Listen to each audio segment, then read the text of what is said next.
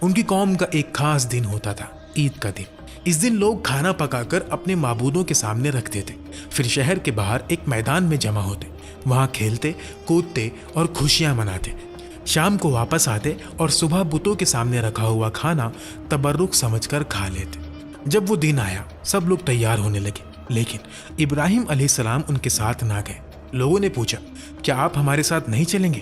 ابراہیم علیہ السلام نے آسمان کی طرف دیکھا اور فرمایا، میں بیمار ہوں۔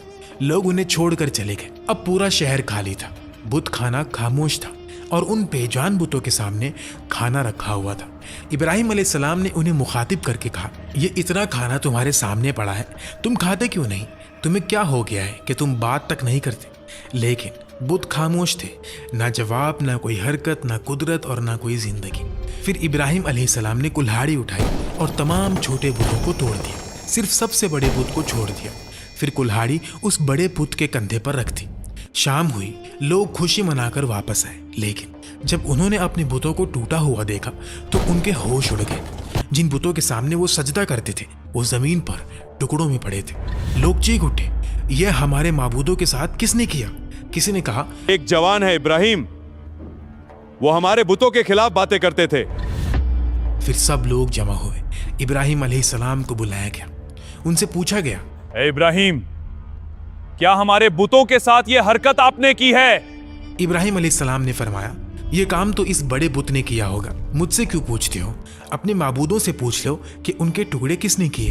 یہ جواب سن کر سب لوگ ایک پل کے لیے خاموش ہو گئے۔ ان کے ضمیر نے گواہی دی کہ ابراہیم سچ کہہ رہے ہیں۔ پھر انہوں نے خود کہا، اے ابراہیم، آپ کو پتہ ہے کہ یہ بول نہیں سکتے۔ بس یہی وہ لمحہ تھا جس کا ابراہیم علیہ السلام انتظار کر رہے تھے۔ انہوں نے فرمایا، پھر تم اللہ کے سوا ان کی عبادت کیوں کرتے ہو جو تمہیں نہ فائدہ دے سکتے ہیں نہ نقصان پہنچا سکتے ہیں؟ افسوس ہے تم پر اور ان پر جنہیں تم اللہ کے سوا پکارتے ہو۔ تم ان کی پوجا کرتے ہو جنہیں تم خود اپنے ہاتھوں سے تراشتے ہو۔ کہ تم عقل نہیں رکھتے؟ حق اتنا واضح ہو چکا تھا کہ انتظار کی کوئی گنجائش نہیں تھی، لیکن جب دلوں پر کفر کی مہر لگ جائے تو سب سے روشن دلیل بھی انسان کو راستہ نہیں دکھا سکتی۔ انہوں نے سچ مان لینے کے بجائے ابراہیم علیہ السلام کو سزا دینے کا فیصلہ کر لیا۔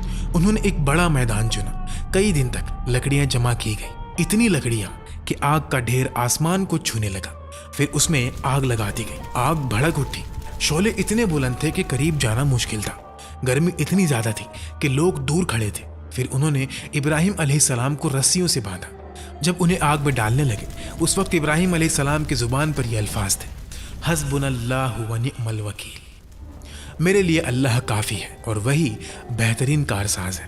پھر انہیں آگ میں ڈال دیا گیا۔ لوگ سمجھ رہے تھے کہ اب ابراہیم جل جائیں گے، لیکن اسی وقت اللہ کا حکم آیا، اے آگ، ابراہیم پر ٹھنڈی ہو جا اور سلامتی والی ہو جا۔ اور پھر جو ہوا وہ دنیا کے لیے معجزہ بن گیا۔ آگ جو جلانا جانتی تھی اللہ کے حکم سے ٹھنڈی ہو گئی۔ آگ نے ابراہیم علیہ السلام کے جسم کو نہیں چھوا